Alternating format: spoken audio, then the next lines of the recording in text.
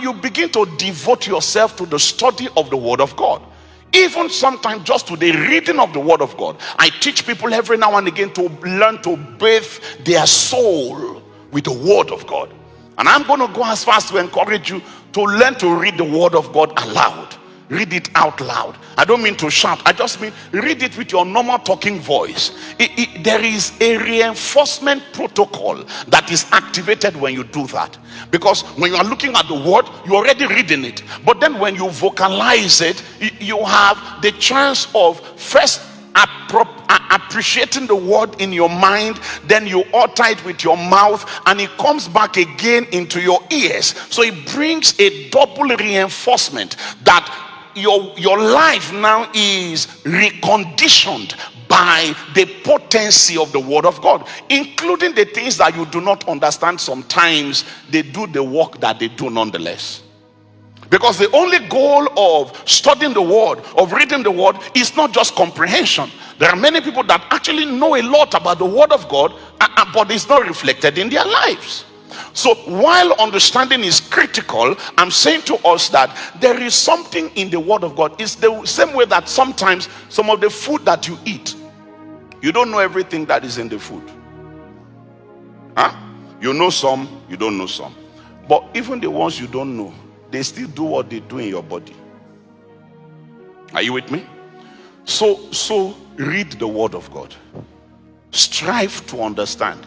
Even when you don't seem to understand, keep reading. Are you there? Just bathe your soul, bathe your life with the word of God. Let the atmosphere of your life, let it be conditioned by the speakings of God. You are going to find that as you do that, the word of God begins to build immunity within the edifice of your spirit.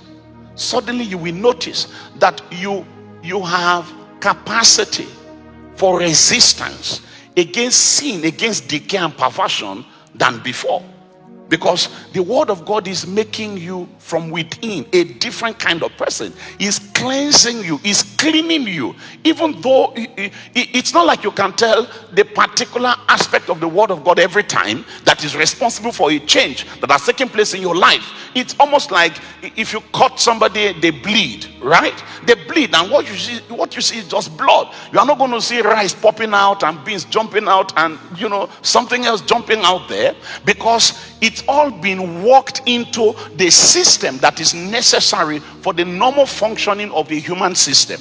In the same way, when you internalize the word of God, it goes into your system and it begins to purge. It begins to purge. In fact, the psalmist had said that, how is it that a young man can keep his way pure? It is by paying heed to your word, because the word of God is a cleansing agent.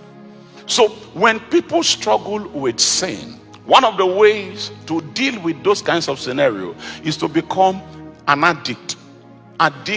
Become addicted to the word of God. Remember that I'm just simply dealing with the second leg, okay, of the protocol. It is prayer and the ministry of the word. So the thing I'm saying is supposed to be supplemented by prayer. And I'm saying to you that when you bring the word of God to bear upon your life, it begins to clean you.